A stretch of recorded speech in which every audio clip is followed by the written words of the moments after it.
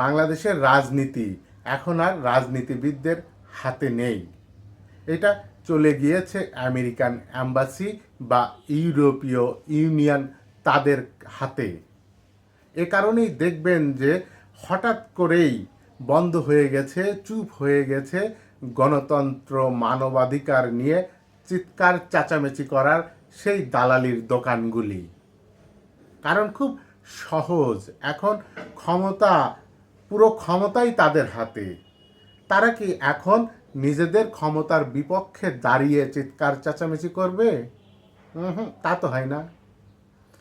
অনেকেই আশঙ্কা করছে যে বাংলাদেশের অবস্থান ধীরে ধীরে ইরাক, আফগানিস্তান, ভিয়েতনাম, ভেনিজুয়েলার মতো হয়ে যেতে পারে।